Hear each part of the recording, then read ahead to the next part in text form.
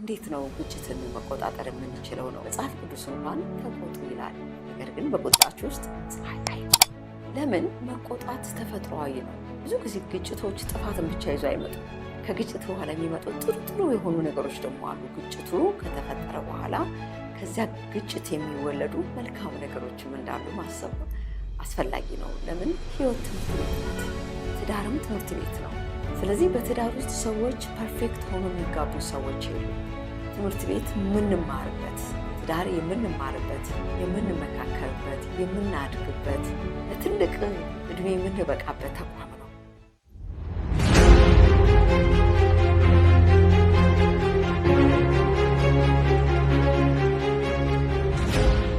ጤና ይስጥልኝ ፕሮግራማችን ተከታታዮች እንደምንሰነበታችሁ። ይህ የጥበብ ጎጆ የተሰኘው ፕሮግራም ነው። በዚህ ፕሮግራም እንደተለመደው ቤተሰባዊ ነክ ጉዳዮችን፣ ማህበራዊ ነክ ጉዳዮችን ይዘን የምንቀርብበት ፕሮግራም ነው። እንግዲህ ይህንን ቤት ሰብስክራይብ፣ ላይክ እና ሼር በማድረግ እንድታበረታቱን እየጠየቅኳችሁ ዛሬ ደግሞ ይዤላችሁ የቀረብኩት ፕሮግራም በትዳር ውስጥ የሚፈጠሩ ግጭቶችን እንዴት መቆጣጠር እንችላለን በሚል ርዕስ ነው። እንግዲህ በትዳር ውስጥ ግጭት አይቀሬ ነው። ለምን? ሰው ስለሆንን እንጋጫለን። ከተለያየ ቦታ አድገን መተን ስለተጋባን እንጋጫለን።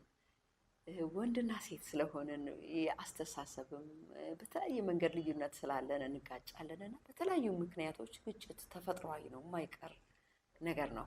ነገር ግን ግጭቶችን በአግባቡ ስንቆጣጠራቸው መልካም ውጤትን ያሳዩናል።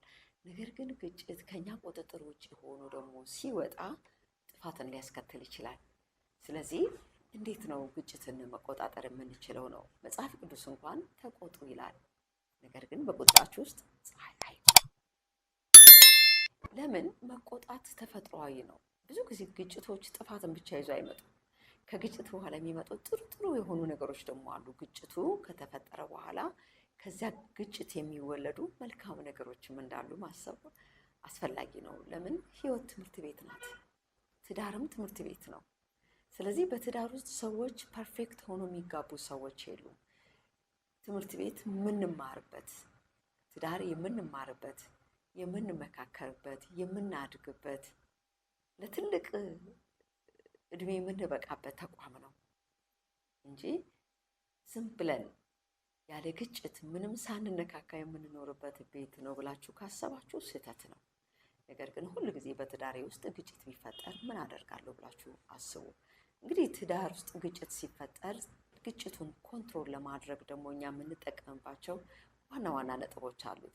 የመጀመሪያውና አንደኛው ነጥብ ግጭቱን በተፈጠረ ጊዜ የሚኖር ንግግር፣ በዚያ በግጭቱ መካከል የምናደርጋቸው ንግግሮች በብዙ ትዕግስት፣ በብዙ መከባበር ካልም ሆነን ያንን ሀሳብ መነጋገር ነው እንጂ በጣም ሆት ሆነን በቁጣ በስሜታዊነት ለመግባባት ከሞከርን ግጭቱን መቆጣጠር አንችሉም። ከቁጥጥር በላይ እየሆነ ይሄዳል። ስለዚህ ያንን ግጭት ለመቆጣጠር በጣም አንዱ ሌላውን ሪስፔክት በማድረግ ለመነጋገር ጥረት ማድረግ ተገቢ ነው።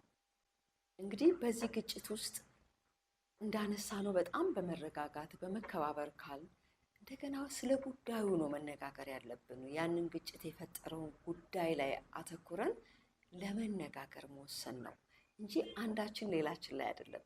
ደግሞ ከመካሰስ ይልቅ በጣም በእርጋታ ጉዳዩ ላይ ትኩረት ሰጥተን ከተነጋገርን ሶሉሽን ልናገኝ እንችላለን ማለት ነው።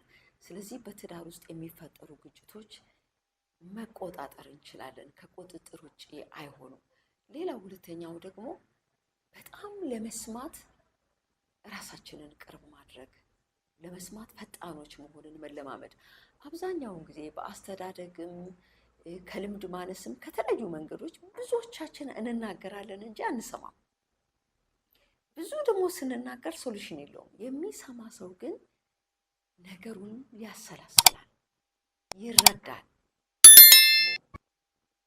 በቃ የተረዳሁት በዚህ መልኩ ነበረ፣ ሶሉሽን ይገኝለታል። መስማት በጣም ጥሩ ነገር ነው። አንዳንድ ጊዜ በስሜት ሳንሰማው ጉዳዩን ሳናውቀው የመሰለን ነገር ሌላ ሆኖ እናገኘዋለን። በመስማት ውስጥ ግን ነገሩን እንድናየው፣ እንድንረዳው፣ ሶሉሽንም እንድንሰጠው መንገድ እናገኛለን እና መስማት በጣም ጥሩ ነው። መጽሐፍ ቅዱስ ይላል አይደል? ለመስማት እጅግ ፈጣን እንድንሆን ለመናገር ደግሞ የዘገየን እንድንሆን ይነግረናል። ስለዚህ እንለማመደው ይሄን ነገር። በቤታችን ውስጥ ግጭት ሲፈጠር አንደኛው ወገን ሲናገር ለመስማት እስቲ እንለማመድ። ብዙ ጊዜ አንችለው፣ መናገር ብቻ ነው፣ ስሜታችን ከኛ ውስጥ እንዲወጣ ብቻ ነው የምንተጋው። ይሄ እንግዲህ ጥሩ ግጭትን ለመቆጣጠር ከምንጥርባቸው መንገዶች መስማት ሁለተኛው ነው። ሶስተኛው እንግዲህ በመስማት ውስጥ ምንድነው? አንደኛ ወገን ሲናገር ሀሳቡን እንዲጨርስ እንዲያጠቃልል በእርጋታ ጊዜን መስጠት ጥሩ ነው። ከዚያ በኋላ የሰማነውን ሀሳብ በመረዳት ነው እንግዲህ ምላሽ መስጠት የምንችለው። ይሄ ግጭትን እጅግ ያረግባል። ሌላው ሶስተኛው በቁጣ አለመናገር። የሚገርማችሁ ቁጣ ሰላማዊ እንኳን የሆነን ነገር የሚያበላሽ ነው። በቁጣ ሳይሆን ግጭት ሲፈጠር በመቆጣት ሳይሆን ራስን ለማርገብ ጥረት ማድረግ ነው። እንዲያውም በዚያን ሰዓት ከመናገር በቁጣ ከመናገር ጸጥ ብሎ አየርን መውሰድ፣ ዝም ማለት ጥሩ ነው። አብዛኛዎቻችን ግን ስንቆጣ ያለንን ሁሉ የምናወጣው ያኔ ነው። ያ ስህተት ነው። ያ ነው ግጭት እንዲቀጥል አድርጎ በጥንዶች መካከል እያባባሰ የሚሄደው። ስለዚህ በጣም ረጋ ብለን ስሜታችንን ተቆጣጥረን ጸጥ ብለን ስሜታችን ካለፈ በኋላ ብንነጋገር ጥሩ ነው። ቁጣ ግን በጣም ያበላሻል። በቁጣ ግጭትን መቆጣጠር አይቻልም። አንዳንድ ጊዜ ሰዎች በመቆጣት ውስጥ ቁጣ ብዙ ነገር አለው። ምት አለው፣ ዕቃ መወርወር አለው፣ ስድብ አለው፣ ብዙ ነገርን አስከትሎ ነው የሚመጣው ቁጣ። በዚህ ውስጥ ስሜትን ከመግለጽ ይልቅ ረጋ፣ ትንሽ አየር መውሰድ፣ ጸጥ ማለት ቢቻል በዚያን ሰዓት ውስጥ በዚያ ስሜት ውስጥ መነጋገር ባይኖር መልካም ነው። ቁጣ ግጭትን ያጋግላል እንጂ ግጭትን አያረግብም። ስለዚህ ግጭቶቻችንን ለመቆጣጠር ከቁጣ ነፃ መሆን አለብን። በትዕግስት ረጋ ባለ ስሜት መነጋገር ግጭታችንን እንድንቆጣጠር ያደርጋል። አራተኛው ደግሞ እንግዲህ በትዕግስት ከተነጋገርን መስማት ከቻልን ቁጣን ደግሞ ማርገብ ከቻልን አራተኛው መፍትሄ ፍለጋ ለጉዳዩ መፍትሄ ፍለጋን ማበጀት ነው። ይህ ደግሞ በጋራ መስራት ነው። ያንን ግጭት ለተፈጠረበት ምክንያት በሆነው ጉዳይ ላይ በጋራ በመስማማት መስራት ነው። የጋራ እቅድን ማብጀት ነው። ምን ብናደርግ ይሄ ነገር ሊሻሻል ይችላል እያሉ በጋራ በመነጋገር የሁለታችሁ ጉዳይ ሆኖ በዚያ ላይ መፍትሄ ፍለጋ መስራት ነው። አንደኛው ወገን አይደለም፣ በጋራ ነው። ለሁለት ሆናችሁ ነው መፍትሄን የምታበጁት ማለት ነው። ይሄም መፍትሄ ደግሞ እየተበጀ ሲመጣ ምን ይሆናል? ግጭቱ እየረገበ ይመጣል ማለት ነው። ለምን? ሪዞሉሽን እያገኘ ነው። ነገር ግን እንደቀጠለ በዚያ ውስጥ ይሄ አንዱ አንዱን ባለማክበር መነጋገር፣ አለመደማመጥ፣ ቁጣ፣ እነዚህ ነገሮች እንዳሉ መፍትሄ እናበጅ ብንል አንችልም። እነዚያ እንደተጠበቁ ሆኖ እንዴት መፍትሄ እናበጅ? ሰው ከተረጋግቶ መነጋገር ከሆነ መፍትሄ ያበጃል። መስማት ከቻለ መፍትሄ ማብጀት ይችላል። ቁጣ ከሱ ከረገበ መፍትሄ ማብጀት ይችላል። ስለዚህ እንዴት መፍትሄ እናብጅ፣ እንዴት ሶሉሽን እንፈልግ ብላችሁ በእርጋታ በጋራ ለዚህ ጉዳይ ጥረት ማድረግና የጋራ እቅድን በማውጣት ለጋራ ጉዳይ አብሮ መስራት አስፈላጊ ነው። አምስተኛው ደግሞ እንግዲህ ይቅርታን መለማመድ ነው። ይቅርታ የሚገርማችሁ ወሳኝ ነገር ነው።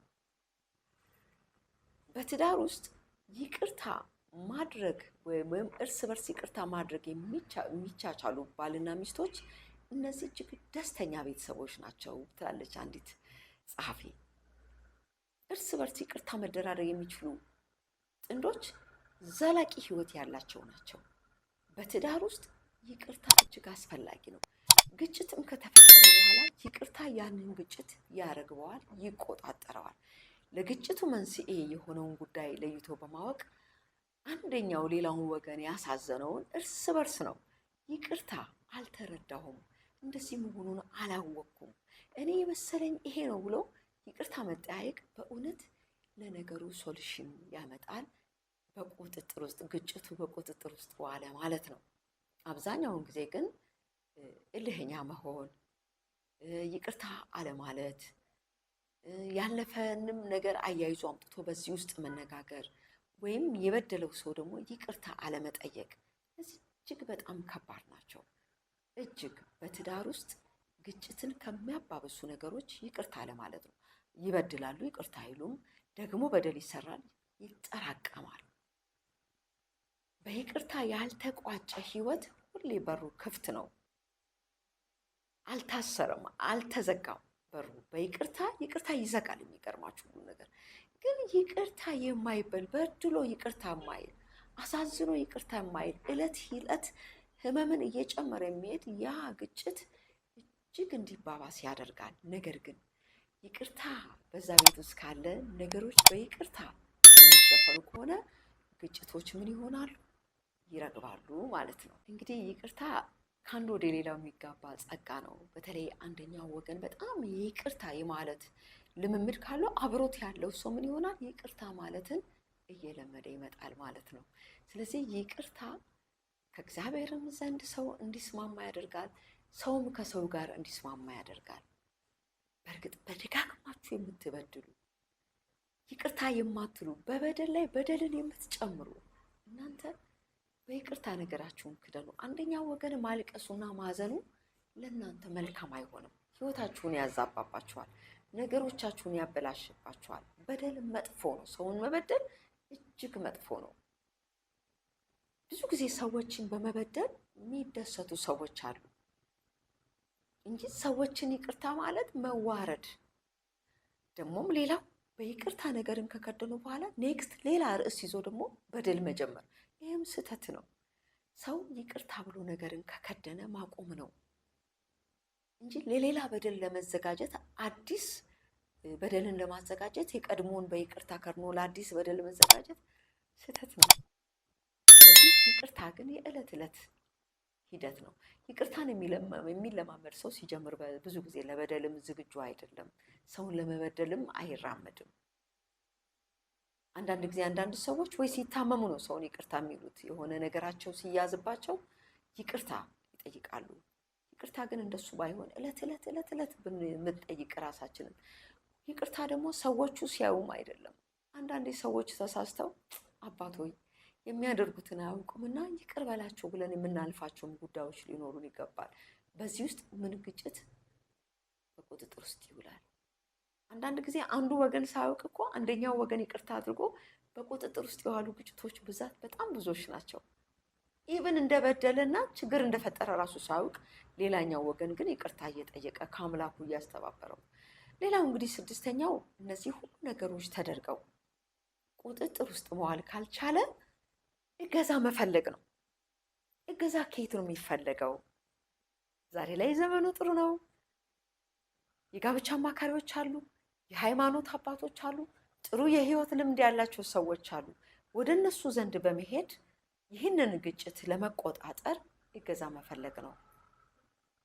የግጭታችሁ አይነት እንግዲህ የምትፈልጉትን ሰው ወይም ደግሞ እገዛ የሚያደርግላችሁን ሰው ለይቶ፣ አንዳንድ ጊዜ የጤንነት ችግር ሊኖር ይችላል። ወደ ሳይካትሪስቶች ሄዳችሁ ችግር ያለበት ሰው እገዛ ሊያገኝ ይችላል። ወደ አማካሪዎች፣ ወደ ጋብቻ አማካሪዎች ደግሞ ትዳራችሁን እንዴት መምራት እንዳቃታችሁ ወይም ደግሞ ግራ የተጋባችሁበት ነገር ካለ ወደ እነሱ፣ ብዙ ደግሞ የህይወት ልምድ ያላቸው ብዙ እነኚህ መንገዶች ያለፉ ሮል ሞዴል የሆኑ ሰዎች አሉ። ወደ እነሱ ቀርቦም እንደሱ ይገዛ። ወደ ሃይማኖት አባቶች ሄዶ እገዛና ጸሎትን ማግኘት ደግሞ በጣም ያንን ግጭት እንድትቆጣጠሩት ያደርጋል። ስለዚህ እነዚህ ከላይ ያነሳናቸው በሪስፔክት ባለው ሁኔታ ማለት አንዱ ሌላውን በማክበር መግባባት፣ ሀሳብን ማንሸራሸር፣ ማድመጥ፣ እንደገናም ደግሞ ሶስተኛው ይቅርታ በመባባል፣ አራተኛው ደግሞ መፍትሄ ፍለጋ፣ ለጉዳዩ መፍትሄ መፈለግ፣ ቁጣን መከልከል፣ ያለ ቁጣ በተረጋጋ መልኩ መነጋገር እና እገዛ መፈለግ፣ እነዚህ መንገዶች ስለሆኑ በትዳር ውስጥ ያሉትን ግጭቶች በእንደዚህ አይነት ሁኔታ በቁጥጥር ውስጥ ማዋል ይቻላል ማለት ነው። ለዛሬ ያለኝ ፕሮግራም እንግዲህ ይሄ ነው። በሚቀጥለው በሌላ ፕሮግራም እስከምንገናኝ ይህን ቤት አሁንም ላይክ፣ ሼር እና ሰብስክራይብ እያደረጋችሁ እንድታግዙኝ እጠይቃለሁ።